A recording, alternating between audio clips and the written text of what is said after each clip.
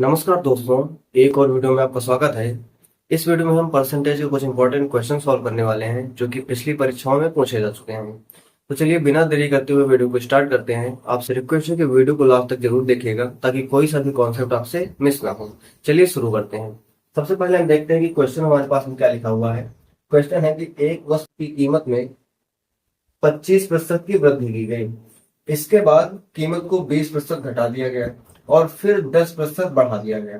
तो कीमत में परिणामी वृद्धि क्या है हमें बताना है। यानी कि कीमत में क्या किया गया, पहले 25% बढ़ाया गया, फिर 20% घटाया गया और फिर से 10% बढ़ाया गया। तो फाइनल जो वैल्यू आएगी हमें वो कंपेरिजन करके बताना है कि वो कितनी बढ़ी है। तो देखो, इसको सॉल्व करने के हमारे पास में दो मेथड हैं। पहले हम समझते हैं मेथड नंबर 1। तो हम मान लेते हैं, एज्यूम कर लेते हैं कि हमारे पास में शुरुआत में वस्तु की कीमत क्या थी, 100 रुपए थी। ठीक है, ऐसा हमने मान लिया कि वस्तु की कीमत क्या थी, 100 रुपए।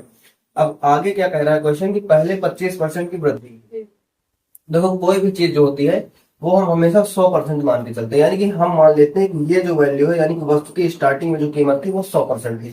तो अगर उसमें 25% की वृद्धि होगी तो कितना हो जाएगा, 125%। ठीक है, परसेंट का मतलब होता है डिवाइड में 100। ठीक है, 125% का मतलब 125/100। आगे क्वेश्चन क्या कह रहा है कि अब इसके बाद में इसमें 20% कम कर दिया गया। तो अब जो है ये पूरी वैल्यू हमारी 100% का काम करेगी। इसमें अगर 20% हम कम करेंगे तो बचेगा कितना, 80%। यानी कि 80/100 हो जाएगा। ठीक है, अब हमारे पास ये टोटल वैल्यू जो है ये 100% का काम करेगी। तो आगे क्वेश्चन में क्या कह रहा है कि अब 10% बढ़ाया गया है। तो अगर 100% में 10% बढ़ाएंगे तो कितना हो जाएगा, 110%। ठीक है, अब हम इसको सॉल्व करेंगे तो हमारे पास क्या हो जाएगी, फाइनल वैल्यू आ जाएगी। यानी कि कितना चेंज करने के बाद में वस्तु की कीमत आ जाएगी। तो इसको सॉल्व करके देखते हैं। दो जीरो से हमने ये दो जीरो कट कर दिए, यहाँ पर ये दो जीरो से हमने ये दो जीरो कट कर दिए। ठीक है, 25 से इसको काटेंगे तो 5 बार में, 25 से इसको काटेंगे 4 बार में, 4 से हमने इसको काट दिया 2 बार में। 5 × 2 × 11 कितना आ गया, 10 × 11 यानी कि 110। तो ये हमारे पास क्या आ गई, यानी कि 25% बढ़ाने, 20% घटाने और 10% बढ़ाने के बाद में वस्तु की कीमत कितनी आई, 110 रुपए।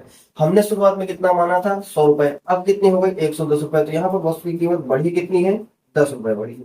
ठीक है, हमें वैल्यू किसमें बताना है, परसेंटेज में बताना है। तो परसेंटेज में निकालने का तरीका क्या होता है, बढ़ी हुई वैल्यू कितनी है, 10 रुपए, कितने पे बढ़ी है, 100 रुपए पे बढ़ी है, इनटू परसेंटेज निकालने के लिए हमेशा जो है 100% से मल्टीप्लाई किया जाता है। इसको सॉल्व करेंगे, 100 कट जाएगा, आ जाएगा कितना, 10%। यानी कि कितनी जो है वृद्धि हुई है, 10% की। तो ऑप्शन बी हमारा राइट आंसर हो जाएगा।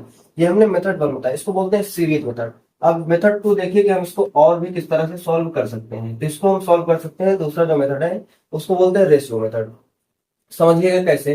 देखो, 25% का अगर हम रेशियो निकालते हैं, 25%, ठीक है, तो 25% का मतलब होता है 1/4। कैसे, मैंने अभी यहाँ पर बताया था कि परसेंट का मतलब होता है 1/100। तो हम 25% को क्या लिखेंगे, 25/100। इसको अगर कट करेंगे तो हो जाएगा 1/4। ठीक है, वही हमने यहाँ पर लिख दिया, 25% का मतलब 1/4। अब क्वेश्चन क्या कह रहा है कि 25% की वृद्धि हुई है। तो वृद्धि का मतलब बढ़ा है, मतलब यहाँ पे हम प्लस लगा लेंगे। ठीक है, इतना समझ में आया। आगे लिखा है कि फिर 20% की कमी हुई है। तो 20% का अगर हम वैल्यू निकालें तो 20% का मतलब होता है 20/100, यानी कि हो जाता है ये 1/5। यहाँ पे अगर करके बताऊं तो 20% का मतलब हो जाएगा 20/100। इसको अगर काटेंगे तो 20 एकम 20, 20×25 तो वैल्यू कितनी आ जाएगी, 1/5। वही मैंने यहाँ पर लिख दिया। अब क्वेश्चन कह रहा है 20% घटा है, घटा का मतलब क्या हो जाएगा, माइनस हो जाएगा। तो यहाँ पे हम माइनस लगा देंगे। अगला आगे क्या दिया कि 10% बढ़ा है।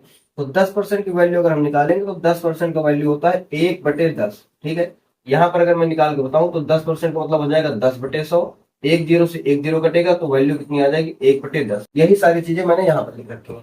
अब आगे समझिए, इसको हम आगे और कैसे लिख सकते हैं। देखो, इसका मतलब क्या होता है कि हमारे पास जो नीचे वाली वैल्यू होती है ये होती है ओल्ड वैल्यू, और जो हमारे पास बढ़ता है या घटता है उसमें हम ऊपर वाली वैल्यू जोड़ देते हैं या घटा देते हैं, तो हमारी जो है आगे की वैल्यू आ जाती है। यानी कि हम ओल्ड वैल्यू निकालेंगे और न्यू वैल्यू निकालेंगे, पहले की वैल्यू और बाद की वैल्यू।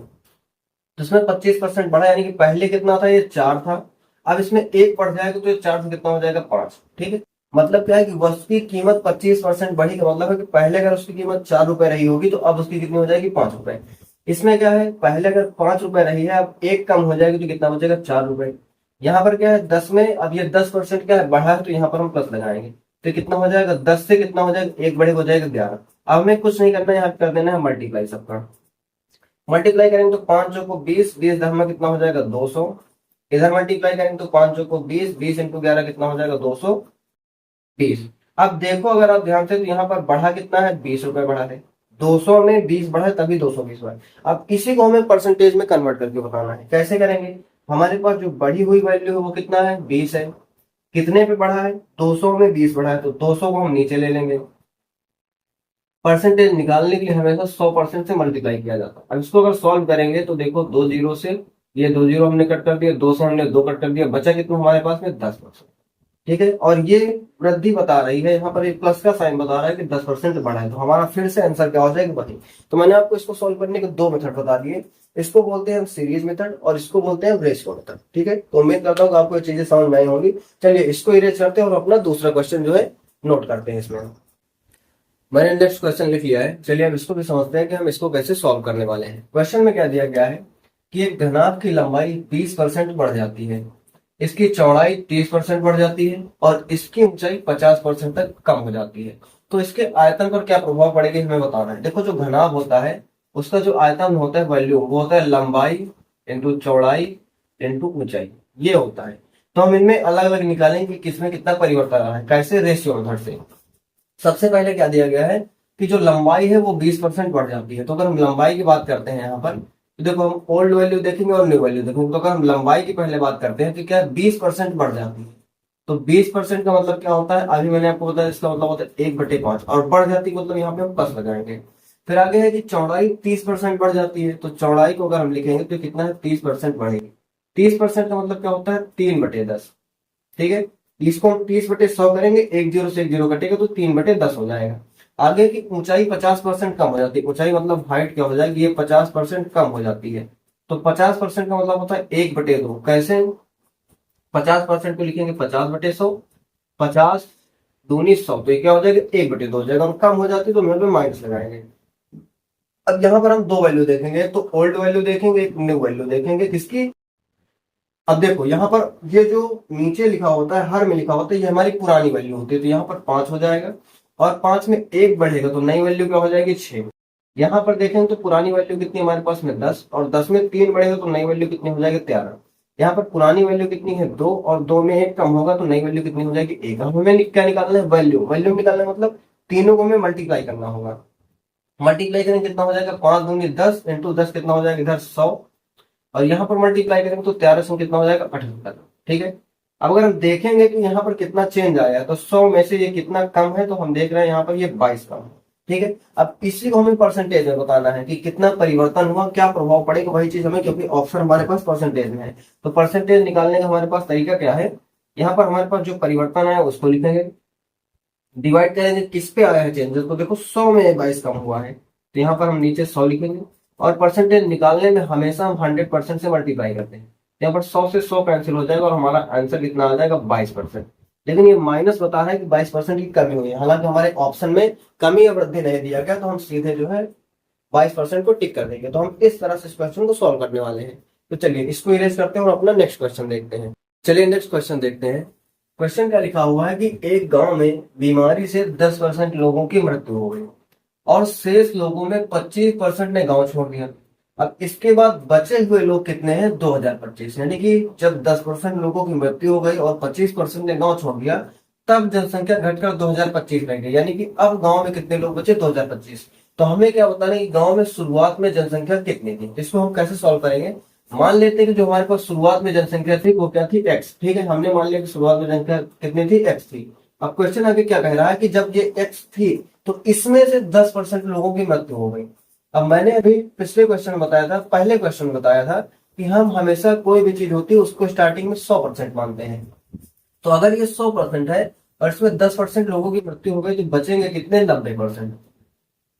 ठीक है, अब आगे क्या है, जो ये बचे हुए 90% है, क्वेश्चन कह रहा है कि और जो शेष बच रहे हैं उसमें से 25% ने गांव छोड़ दिया, तो अब ये जो बचे हुए हैं ये अपने आप में 100% होंगे, और इसमें से अगर 25% गांव छोड़ देंगे तो बचेंगे अब कितने 75%। ठीक है, 100 में से अगर 25 चले जाएंगे तो बचेंगे कितने 75%। क्वेश्चन क्या कह रहा है कि ये जो अब बच रहे हैं यानी कि 25% और जाने के बाद में कितने बच रहे हैं 2025। तो इसको इसको हम 2025 के बराबर दिखा देंगे, समझ में आई बात। अब यहाँ पे हम सॉल्व करके x की वैल्यू निकालेंगे और वही वैल्यू क्या हो जाएगी, हमारी स्टार्टिंग की जनसंख्या हो जाएगी। इसको अगर सॉल्व करते हैं तो देखो हमने इस 0 से इसको काट दिया, 25 से काटेंगे 3 बार में, 25 से काटेंगे इसको 4 बार में, और 9 से अगर इसको काट दें तो 9 दूनी 18, 2 बचेगा 22, फिर 9 दूनी 18, 4 बचेगा 45, 9 बचे 45। 3 से अगर इसको काट दें तो 3 सते 21, 1 बचेगा 15, 3 बचे 15। ठीक है, अब इसको अगर मल्टीप्लाई करेंगे तो कितना हो जाएगा, x की वैल्यू कितनी आ जाएगी हमारे पास, 75 इंटू 4 इंटू 10।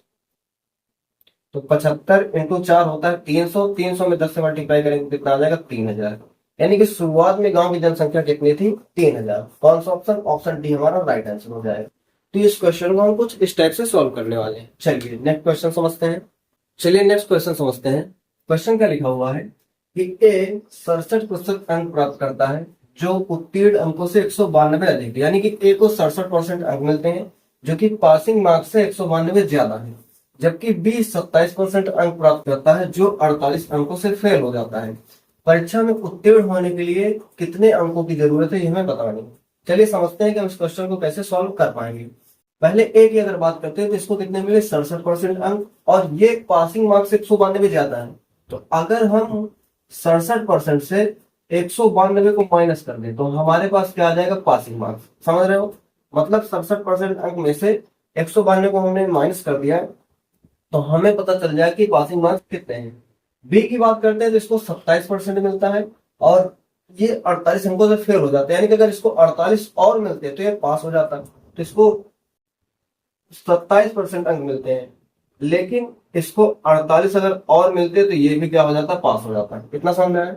तो यहाँ पर हम देखते हैं कि ये वैल्यू भी हमारी पासिंग मार्क्स के बराबर है, ये वैल्यू भी हमारी पासिंग मार्क्स के बराबर है, तो हम क्या करेंगे, इनको कर देंगे बराबर। अब यहां से हम क्या करेंगे, वैल्यू निकालेंगे 1% की। कैसे निकालेंगे, अगर 27 को हम इधर भेज देते हैं तो 67 माइनस 27 हो जाएगा 40%, इक्वल टू 192 को इधर भेजेंगे तो दोनों जुड़ जाएंगे, हो जाएगा 192 और प्लस का 48। ठीक है, 192 प्लस का 48 जोड़ेंगे तो 8 2 10, 9 4 13 14 और एक ही क्या हो जाएगा 2, यानी कि 40% की वैल्यू कितनी है, 240 के बराबर। तो यहाँ से अगर हम 1% की वैल्यू निकाल लेंगे तो कितना हो जाएगा, 6 मार्क्स के बराबर। समझ में आ रहा है, 1% की वैल्यू 6 मार्क्स के बराबर है। अब क्वेश्चन में हमसे क्या पूछा गया कि परीक्षा में उत्तीर्ण होने के लिए कितने अंक चाहिए। तो देखो ये भी पासिंग मार्क्स है, ये भी पासिंग मार्क्स है। यहाँ पर अगर हम 1% की वैल्यू रखते हैं तो देखो इसकी टोटल वैल्यू क्या हो जाती है, 27 इंटू 1% की वैल्यू 6, जिसको हम 6 से मल्टीप्लाई करेंगे और प्लस कर देंगे इसमें कितना, 48। ये कितना आ जाएगा, 6 सते 42, 4 6 दूनी 12 4 16, प्लस का कितना हो जाएगा 48, ऐड करेंगे 8 2 10, 16 4 20 1 21, यानी कि 210 क्या है, पासिंग मार्क्स है। क्वेश्चन में हमसे यही पूछा गया था कि परीक्षा में पास होने के लिए कितने अंक चाहिए, तो कितने अंक चाहिए, 210। ये हमारे क्वेश्चन का आंसर हो जाएगा, ऑप्शन है हमारा राइट आंसर हो जाएगा। चलिए इसको इरेज करते हैं और अपना हम नेक्स्ट क्वेश्चन देखते हैं। चलिए नेक्स्ट क्वेश्चन समझते हैं। क्वेश्चन क्या लिखा हुआ है कि एक छात्र जो 20% अंक प्राप्त करता है 5 अंकों से फेल हो जाता है, और एक अन्य छात्र जो 30% अंक प्राप्त करता है उसे पासिंग मार्क्स से 20 अंक ज्यादा मिलते हैं। तो उत्तीर्ण होने के लिए कितने प्रतिशत अंक चाहिए, ये हमें बताना है। ठीक है, तो कैसे सॉल्व करेंगे, पहले अगर हम समझते हैं पहले स्टूडेंट के लिए तो उसे 20% अंक मिलते हैं और वह 5 अंकों से फेल हो जाते हैं, यानी अगर उसे 5 और मिल जाते हैं तो उसके टोटल जो अंक है वो पासिंग मार्क्स के बराबर हो जाएंगे। तो 20% प्लस 5 अगर कर दें तो ये हो जाएगा क्या, पासिंग मार्क्स के बराबर। दूसरे स्टूडेंट का अगर देखते हैं तो इसको 30% अंक मिलते हैं, लेकिन पासिंग मार्क्स कितने ज्यादा, 20। तो अगर हम 30% से 20 को माइनस कर देंगे तो हमारे पास क्या आ जाएगा, पासिंग मार्क्स। 30% माइनस का 20 तो कितना आ जाएगा, पासिंग मार्क्स। इसका मतलब ये दोनों चीजें बराबर है। ठीक है, ये दोनों चीजें बराबर, इसको अगर हम लिख ले रहे हैं बराबर तो यहाँ पर कितना हो जाएगा, 20% प्लस का 5 इक्वल टू कितना हो जाएगा, 30% माइनस का 20। ठीक है, इसको अगर सॉल्व करते हैं 20% को इधर भेजेंगे कितना हो जाएगा, 10%, और 20 को इधर भेजेंगे कितना आ जाएगा, ये 25। इतना समझ में आया। अब देखो हमें वैल्यू परसेंटेज में बतानी है, तो हम क्या करते हैं, अगर इसको 5 से डिवाइड करते हैं यहाँ पर क्या आ जाए, 5 इक्वल टू ये 5 पंचे 25, 5 दूनी 10, 2%। इसका मतलब क्या हो जाएगा कि 5 नंबर की वैल्यू कितने के बराबर है, 2% की। हमें बताना है कि कितने परसेंट अंक चाहिए पास होने के लिए, यानी कि हमें ये पासिंग मार्क्स परसेंटेज में बताना है। तो अगर यहाँ पर हम 5 की जगह पर रख देंगे कितना, 2%। ठीक है, तो टोटल जोड़ करके पासिंग मार्क्स कितना बन जाएगा, ये बन जाएगा 22%। ठीक है, यहां पर भी अगर हम 20 की जगह पर रखना चाहें तो 20 की जगह पर रखेंगे 4%। 20 की जगह पर अगर हम रखेंगे तो यहाँ पर क्या हो जाएगा, पांच पांच नंबर का मतलब है 2%, तो यहाँ पर क्या हो जाएगा 8%। ठीक है, तो माइनस करेंगे तो यहाँ पर भी कितना आएगा 22%। तो यही हो जाएगा हमारा क्या पासिंग मार्क्स, यानी कौन सा ऑप्शन सही, ऑप्शन ए हमारा राइट आंसर हो जाएगा। तो पासिंग मार्क्स जो जरूरी है वो कितने प्रतिशत चाहिए, 22% चाहिए।